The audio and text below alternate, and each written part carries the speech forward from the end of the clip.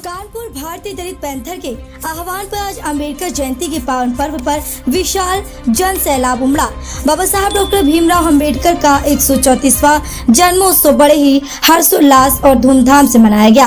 कानपुर के मैकरावटगंज स्थित छोटे पार्क में स्थित 40 वर्षों की परंपरा का निर्वहन करते हुए इस बार भी कार्यक्रम का भव्य आयोजन हुआ। कार्यक्रम में बड़ी संख्या में लोग उपस्थित हुए। इस अवसर पर उपस्थित अतिथियों ने बाबा साहब के संघर्षमयी जीवन और उनके विचारों पर प्रकाश डालते हुए सभी से उनके बताए मार्ग का अनुसरण करने का आग्रह किया।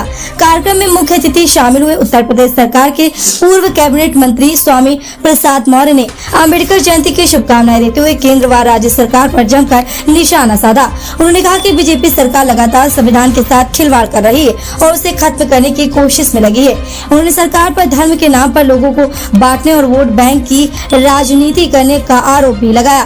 कार्यक्रम में बतौर मुख्य वक्ता सुप्रसिद्ध साहित्यकार शर्मिला रामानोहन ने बाबा साहब के संघर्षों उनके समाज सुधार के प्रयासों को रेखांकित किया।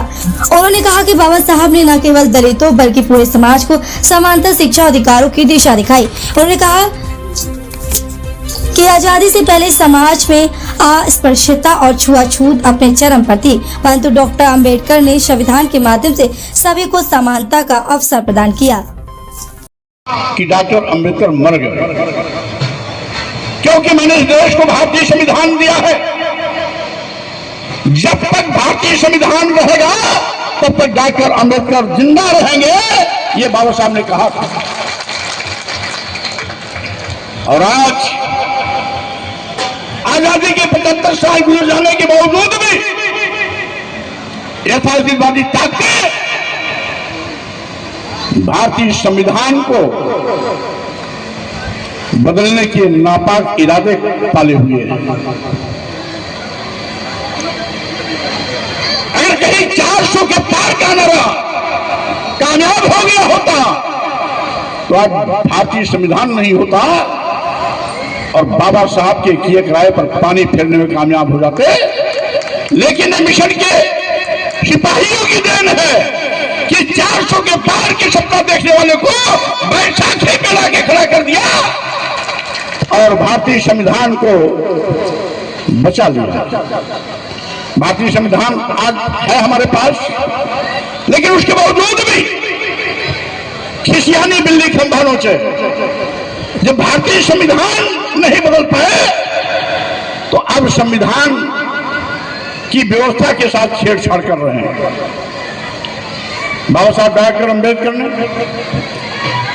संविधान के अनुच्छेद 15(4), 16(4) के तहत जो आरक्षण का अधिकार दिया, प्रतिनिधित्व के को लिहाज में रखते हुए जो उन्होंने SC ST को 15(4), 16(4) के तहत आरक्षण का अधिकार दिया, पिछड़े वर्गों को आयोग के माध्यम से अनुच्छेद 340 के अंतर्गत आरक्षण का अवसर दिया।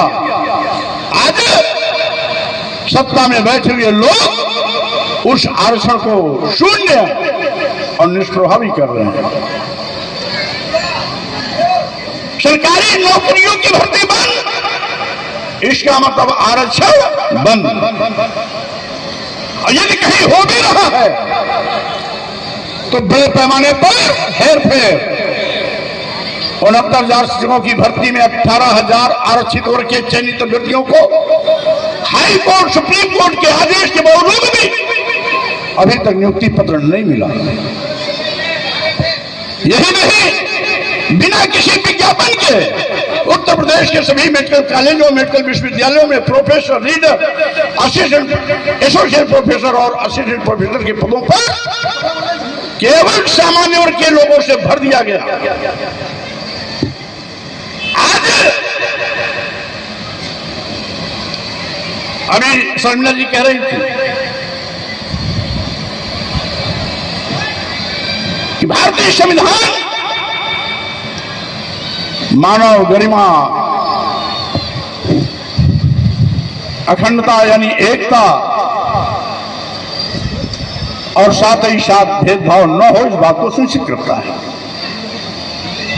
यहां तक कि भारतीय संविधान के अनुच्छेद 15 में स्पष्ट इस बात का उल्लेख है कि धर्म संप्रदाय, जाति, लिंग, जन्म स्थान के आधार पर किसी के साथ भेदभाव नहीं।